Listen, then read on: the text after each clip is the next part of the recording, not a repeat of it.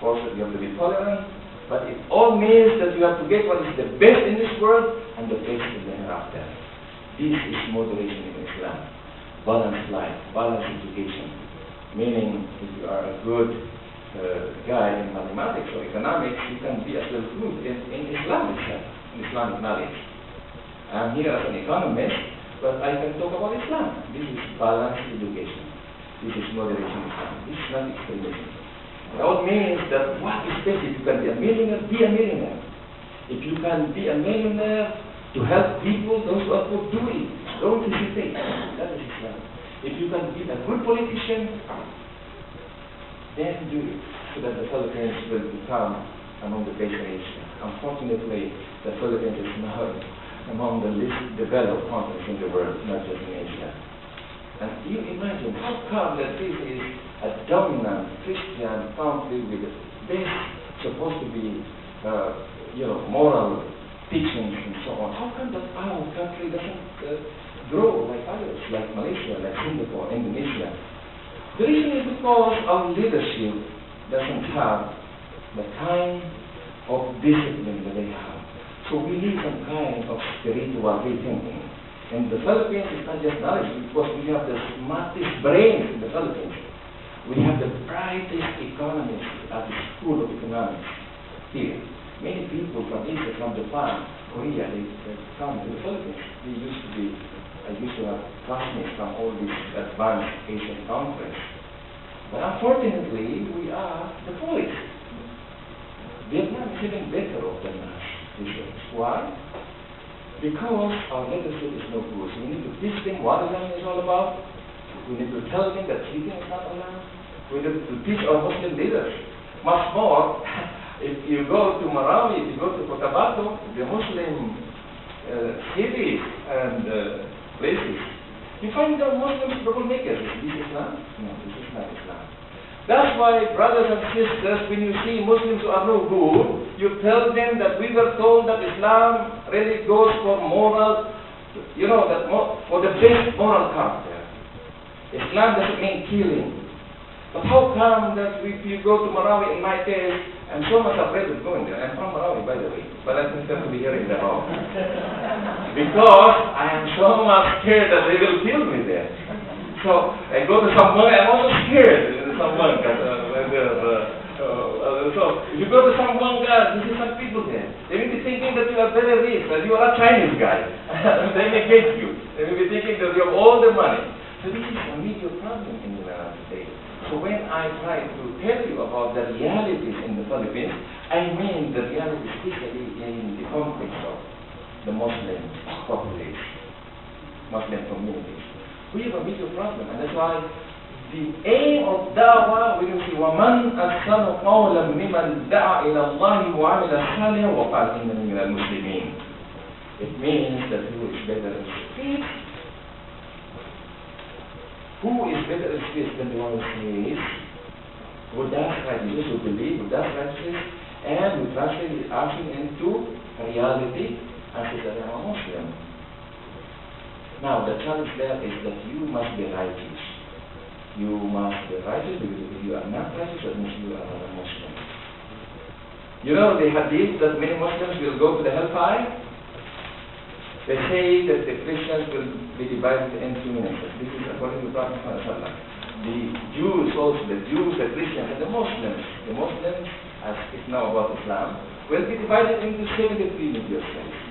Only one of them will go to paradise. So don't think that because you are a Muslim, you will not be punished. The problem, brother and sister, is that, it is not a guarantee that because you believe alone will not be your passport to paradise. Although the saying says, and I would like to concentrate on the topic of Tawheed, oneness of Allah, that if you, according to Prophet Muhammad, say, La ilaha illallah, this is the key to paradise, meaning there is no one worthy worship but Allah. But what are the conditions of La ilaha illallah? For those Islamic worshipers, when you try to be with others, declare to them that it is Islam, what are the conditions that your La ilaha illallah will be accepted? There are basic conditions, and let me able to give you the details, but as simple as, first of all, you must say that sincerely. It must be based on sincerity. Sincerity means that when you say it, it's from the heart. Not that you show people that you are Muslim, but in fact inside, no. No hypocrisy. You must be certain. There must be certainty. You must be certain that Allah alone deserves to be worshipped. So the Muslims know what is Tawhid al-Rububiyyah, the Lordship of Allah, believe in the absolute Lordship of Allah. You must have that belief in al-Uluhiyyah, meaning the belief that Allah deserves worship. And also that you must have what we call Tawhid Asma wa Sifat, meaning that all the beautiful names and attributes, perfect attributes, belong to Allah alone. Take the case of Allah as all-knowing. Who can claim that He is all-knowing? All perfect, all of these attributes belong to God alone. And that's why in Islam also we can talk about, for example, La ilaha illallah. Most important thing is that you don't associate anyone with Allah, because Allah is most forgiving. But when you say that Allah is most forgiving, it also means that He will forgive every single sin except one. And what is that? If you associate anyone with Allah, that will not be forgiven. This is very important. When some non-Muslims go to the Prophet Muhammad or went to him at one time, and very simple, I'll use the Quran because this one is very important. They say, who is your God? Why can't we just be like Silsila, be having some kind of harmony here? Then the Prophet was, Prophet didn't make up everything again. The first thing he received was Iqra, read. And of course he can't read. He doesn't know reading. He can't read. He said, I can't read. Iqra, Bismi Rabbika alladhi khalaq, khalaqa al-insana min alaq, Iqra wa rabbuka al-akramu alladhi allama bil-kalam, allama al-insana ma lam ya'lam. This is the first revelation. Read in the name of your Lord, the one who creates, who teaches man the use of them, who teaches man what he knows not. You don't know, but we will teach you. This is Iqra, the first revelation. And the last revelation is the completion of Islam. It says, Al-Yawma akmaltu lakum, the one that I cited to you earlier. Now, who is your God? This is the question of the Christians, especially those days. You see, that time, it happened that the first wife of the Prophet Khadija, he, or rather she, had an uncle who was a Christian monk. And then, you can imagine that all around there were Christians there. And the Christians came to the Prophet and they said, or rather they said, who is your God? And this is the reply. Very simple, and this must be common to many of you. Bismillah, in the name of Allah, the most gracious, the most merciful.